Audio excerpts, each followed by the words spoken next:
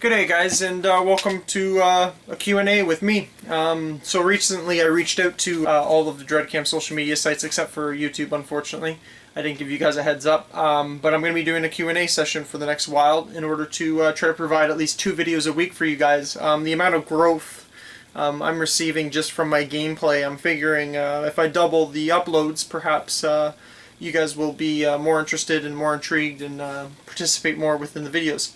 So without further delay, let's get into my first question here. This one comes to us from Colin on Facebook. Best moment on the field and most embarrassing. We all have them. He's right, but you know what? Mine are probably one of the same. At D-Day, Ottawa this year, I got behind enemy lines with the Alabaster Slim, and I was already nerve-wracked from running around and already getting a couple good kills. But when him and I got behind enemy lines together, it was like, he's gonna put this on his channel and I've got to get all the kills before he does. I ended up vomiting behind enemy lines and then going for it. And it turned out like, the reason it's embarrassing is because I had vomited, but I continued to play, so it's also the most memorable. Like, I ended up getting on Wolf's Top 5, like, just after I puked. It was like maybe 15-20 seconds later. I got a clip that made it onto Wolf's Top 5 #1. So, not many people know this, but yeah, it was a really good, nerve-wracking, embarrassing, and altogether memorable moment. This next question is from Instagram. It is from our friend Magfed Militia. His question is, when are you switching to the dark side and going to play Magfed? I've been dying to try Magfed. I personally don't know if I'll do that great. I'm still going to bring my aggressive playing style to the table. The setup I would use if I'm going to play, I'd probably pick up anything. I'd use a Tipex, I'd use just about anything.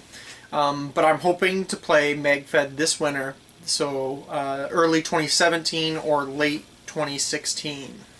I'm very much looking forward to it, and I hope I see you out there, Magfed Militia. This next question is from Freakly Francis on Instagram, quite the name.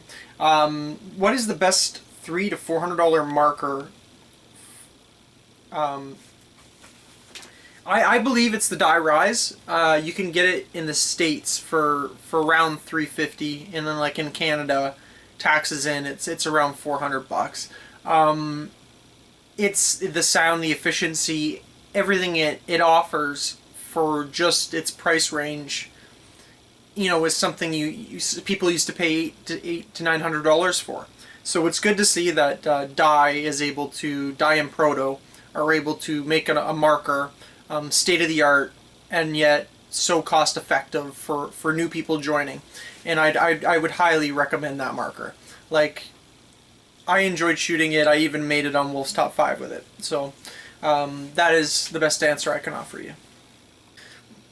Get back to his questions here. He's got a long list. How long have I been doing videos? I believe I've answered that, but I've been doing videos for 2 years. I've been editing for 1. I started editing when I got the Zoom camera. Would I ever play Speedball, and would I ever play it professionally? Now, I started playing Speedball when I was very young. Now I find the environment is, it seems very high stress, and I don't do well when there's things on the line and high stress. Well, it's not that I don't do well, I just don't cope well. I turn into what we call DREADCam, where, yeah, I literally shut down. I still play my best, but I just, like, you see me and I'm just totally depleted. My body can't handle the stress. So that's why I don't play Speedball. Could I play it professionally? You know what, I think over time, if I were to continue to practice at it, I could get out there and play some competitive Speedball. As of right now, though, it's all scenario. It's all big game. I just love shooting multiple targets and having, yeah, endless targets to shoot at. I hope that answers your question. Here's a great question. If I could play at one field for the rest of my life, what would that field be and why? I think I would have to play at Barrie Paintball. Like, when I was young, that's the field I played on.